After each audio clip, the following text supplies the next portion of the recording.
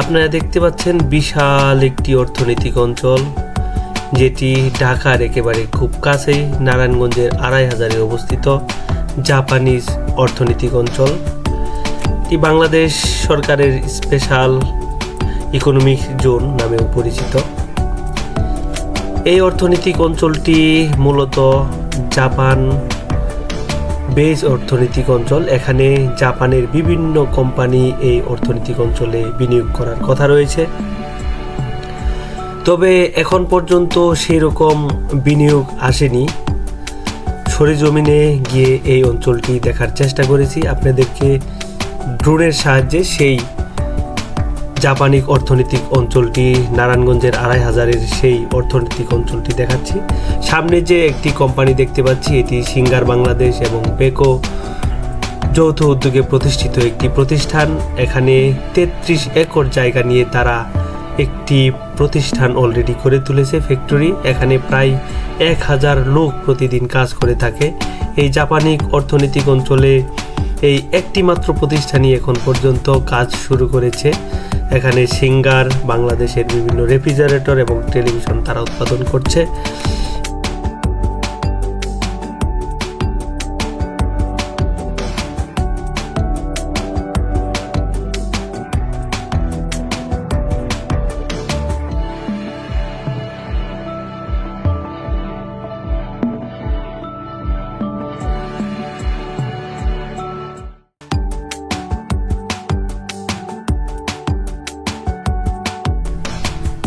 এছাড়াও এই অর্থনৈতিক অঞ্চলে জাপানের লায়ন কল্লুর লিমিটেড নামে আরেকটি কোম্পানি শীঘ্রই উৎপাদন শুরু করতে যাচ্ছে। এই জাপানি অর্থনৈতিক অঞ্চলের ব্যবস্থাপনা পরিচালক কাওয়াচি এই তথ্যটি নিশ্চিত করেছেন। তিনি আরও জানিয়েছেন, কোভিডের মহামারীর কারণেই এই অর্থনৈতিক অঞ্চলের উৎপাদন এবং বিনিয়োগ অনেকটাই পিছিয়ে গেছে। বর্তমানে অনেকগুলো কোম্পানির সাথে বিনিয়োগ নিয়ে আলোচনা চলছে। জাপানের বিভিন্ন গাড়ি কোম্পানি, টয়োটা, মিৎসুবিশি এবং সুমিমোতো কোম্পানির সাথেও আলোচনা চলছে, তবে কোনোটাই এখনও নিশ্চিত নয়। এছাড়াও জার্মানি সহ বেশ কিছু দেশের কোম্পানির সাথে এই জাপানি অর্থনৈতিক অঞ্চলের বিনিয়োগের আলোচনা চলছে। তো সব কিছু এখনও অনিশ্চিত রয়েছে, যার কারণে এই অর্থনৈতিক অঞ্চলটির যে মাঠগত অবকাঠামো, এটি প্রায় শেষের দিকে।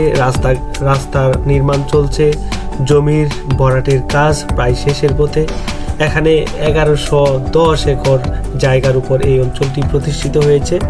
বিশাল এই জায়গায় বিনিয়োগ দ্রুত না আসলে অনেকটাই যে অর্থনৈতিক অঞ্চল যে আশা নিয়ে শুরু হয়েছিল সেটি হতাশায় রূপ নেবে। তবে আশার কথা হচ্ছে, যেসব কোম্পানি এখনও চুক্তি করতে যাচ্ছে এবং চুক্তি করবে সামনে, সেগুলো যদি যথাসময়ে কাজ শুরু করে, তাহলে হয়তো এই অঞ্চলটি একটি সম্ভাবনাময় বাংলাদেশের অন্যতম একটি অর্থনৈতিক অঞ্চল হবে, সেই প্রত্যাশা আমাদের সকলের। ভিডিওটি দেখতে পারলেন ইতিমধ্যেই এই অঞ্চলের যে পুরো এলাকাটি এখনও ফাঁকা রয়েছে জাপানি অর্থনৈতিক অঞ্চলের।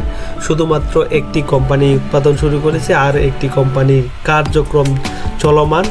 হয়তো কিছুদিন পর তারা উৎপাদনে আসবে। এত বড় একটি অর্থনৈতিক অঞ্চলের এখন পর্যন্ত এই হলো পরিস্থিতি।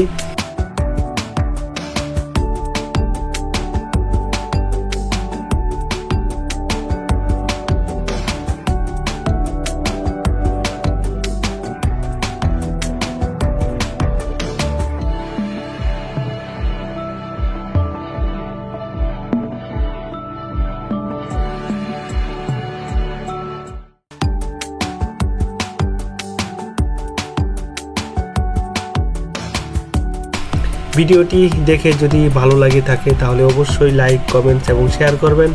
আর আমাদের সাথেই থাকুন নিত্য নতুন ভিডিও, নিত্য নতুন খবর পেতে। সবাই ভালো থাকুন। আল্লাহ হাফেজ।